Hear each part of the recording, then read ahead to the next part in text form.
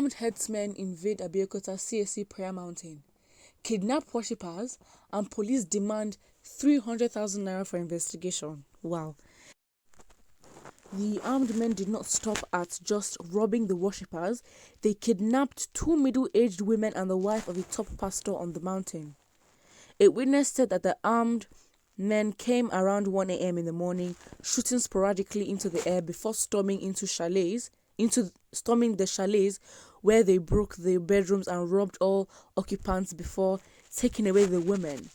One of the clerics, simply identified as Sanyaolu, who spoke to the Yoruba media outlet Irohin, said, "I was in the auditorium of the Church of the Prayer Mountain. The full armed Fulani men came around 1 a.m. They attacked me. They divided themselves. 4 of them were in the hall.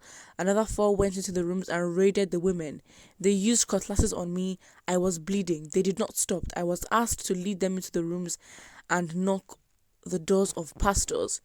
He said the Ogun State vigilante who cleared the bush all night arrested 3 of the suspects. Among those kidnapped were one Madam Mojisola, as well as another Christina Atsolagwe, an evangelist with CAC, who were among those visiting the Prayer Mountain for the fasting program from the 23rd of November. The kidnappers were said to have called relatives of the victims to demand 2 million naira before they would release the captives. A family source said, "What I sense is a well-organized crime syndicate." He alleged that 2 high-profile men came to the police station in 2 jeeps to bail the suspects who were earlier arrested by the vigilante. The case has been transferred to the state police anti-kidnapping unit. All these units that are being made, how effective are they? Please. However, they are concerned that the police are requesting 300,000 naira from the victims to further conduct an investigation into how the kidnappers attacked the Prayer Mountain. To this end, the human rights community in the state has picked interest into the matter. I mean, this absolutely doesn't make sense. For the fact that this is a public good, it is a responsibility of the state, of the country at large, to protect its citizens, and it's a public good. I don't understand why you're asking to pay for it. And if anything, Nigerians do pay tax. So where's the tax going to? That tax is what is meant to be used to be funding units like the state police anti-kidnapping units. They're not even popular. They're not even known to do anything. So the fact they're asking for money, ironic, please.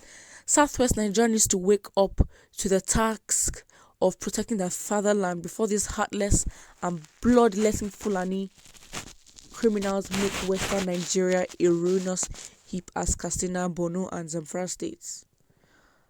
This is also sad. I mean, it was for a long time. A lot of people, I mean, from what I've heard, a lot of people say that the Boko Haram or like the terrorists would never, come to the south or anything. From what this person is saying, that they shouldn't stop letting the Fulani, bloodletting Fulani, for example. There's this sort of superiority complex with the south of Nigeria, like these people have no right, they can't come here. I mean, of course, our cases in the south are not as like huge as how it is in the north, but again, I mean, that's what people think. Someone says, all this happened in a place of worship. If you're still thinking that a place of worship would deter people from doing bad things, then I don't know. Jesus and his mother, Abraham, Isaac, fold their hands watching. Please, save yourselves. People are going to the mountains. People going to the mountains need to be careful now. The fact, I don't understand, why are you going to the mountain to pray? Okay, let me not even, it's not a question like that, but the fact, I'm not justifying why they should be attacked or anything.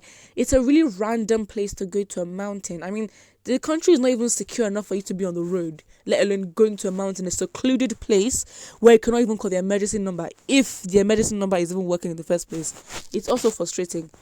Someone says, requesting 300k from the victims to investigate, and they let the criminals go when they should have been the source of the 300k. You see why by the time Nigerians go crazy, it will be irreversible. That time is definitely coming. Someone says, how are we sure the kidnappers don't have connections? That is the thing, because apparently, according to the article, they were bailed out by somebody who seems to be influential. Like, How can that just happen? How do you bail out? I mean, they were bailed out from the vigilantes. It's not an official group, but still, even from the police station, people get bailed out all the time. Again, it's a game of class and money. You have the money. You get what you want. Someone says, I don't understand. You mean the police granted bails to the herdsmen? It, well, that's how we're seeing the story.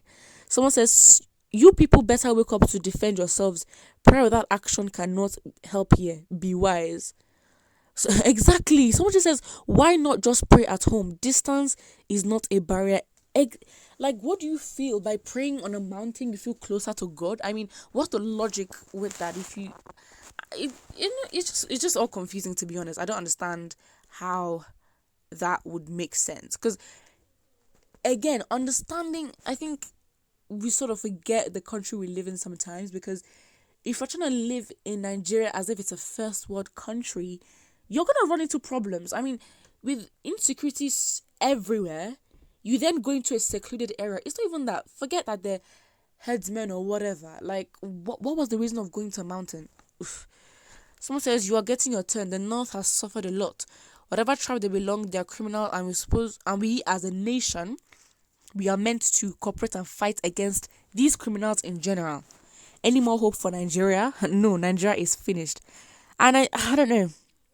Maybe I've not been as frustrated as other Nigerians in terms of like living in a constant cycle of always trying to find positive things about the country and why it's worth fighting for. But this thing of it's finished is finished. At the end of the day, we can't run anywhere else.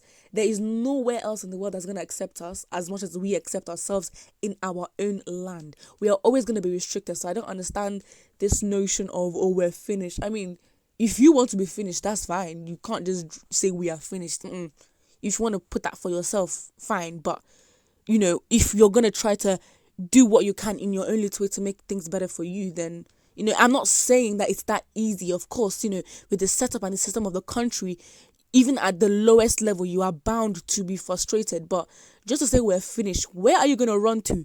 If you're saying you're finished, that means you have money, you have visas, you have, you have backup plans to go somewhere else. Others, where would they go? There's no point going to another country where we're going to be limited in terms of how we're treated and our rights. We can never enjoy any place as much as we can enjoy our home. Someone says, these bunch of nuisance have turned themselves into a menace towards the West African sub-region. Another person says, I think it's time to defend our territory. Defend it with what? I think we need to start thinking of, the solutions to the problems rather than highlighting it. I mean, I guess it's frustrating to just be receiving bad news consistently. That would obviously prompt somebody to keep talking and talking. But still, it's really, really sad. It's really sad. Someone says, God will perform his miracle. Bruv, there's no miracle that's going to be performed. We need to find solutions ourselves. Yes, we have to pray if that's what you believe in. But you can't just depend on Jesus to come down and do this for you. Like, we need to think of solutions. I mean, that's what I personally believe. That's what I personally believe. But yes, how do you find it outrageous that they're asking the families of the victims, to pay 300,000 naira for investigation? I mean, that is just absolutely rubbish. And to think that there's insecurity on a mountain, of course, the storyline does not really add up. But still, put what you think about this in the comment section below, and don't forget to like and subscribe.